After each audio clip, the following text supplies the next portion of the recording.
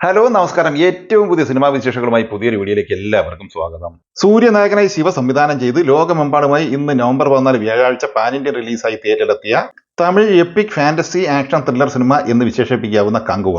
ആദ്യ ഷോയ്ക്ക് ശേഷം ചിത്രത്തെക്കുറിച്ച് പുറത്തുവരുന്ന റിപ്പോർട്ടുകളെല്ലാം തന്നെ അത്ര സുഖകരമല്ല എന്ന് ആദ്യം തന്നെ വിശേഷിപ്പിക്കട്ടെ. സൂര്യയ്ക്കൊപ്പം ബോബി ഡിയോൾ, ദിഷ പടാനി, റെഡിൻ കിങ്സ്ലി, KS രവികുമാർ, കോവൈ സരളൈ, നടരാജൻ സുബ്രഹ്മണ്യം, ആനന്ദരാജ്, വത്സൻ ചക്രവർത്തി എന്നിങ്ങനെയാണ് അഭിനേതാക്കൾ. കേരളം ഉൾപ്പെടെ രാവിലെ 4 മണിക്ക് ഷോ ആരംഭിക്കുമെന്നായിരുന്നു റിപ്പോർട്ട് വന്നതെങ്കിലും പല തിയേറ്ററുകളിലും 5 മണി, 5:30 മണി, 6 മണി, 6:30 മണി, 7 മണിക്ക് ആരംഭിച്ച തിയേറ്ററുകളും ഉണ്ട്. അങ്ങനെ തുടക്കത്തിൽ തന്നെ ആദ്യ പ്രദർശനം മുതൽ തന്നെ സൂര്യ ആരാധകർ ഉൾപ്പെടെ പ്രേക്ഷകർക്ക് കല്ലുകടി തന്നെയാണ് കിട്ടിയത്. അതേസമയം തമിഴ്നാട്ടിൽ ഷോ രാവിലെ 9 മണിക്ക് തന്നെയാണ് ആരംഭിച്ചത്.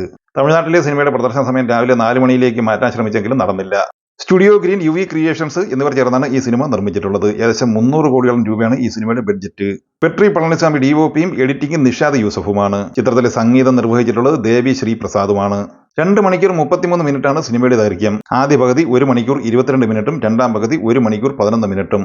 വളരെ പ്രതീക്ഷയോടെ കാത്തിരുന്ന കങ്കുവ ആദ്യ പകുതി പിന്നിട്ടപ്പോൾ തന്നെ നിരാശയാണ് പ്രേക്ഷകരിൽ ഉണർത്തിയത്.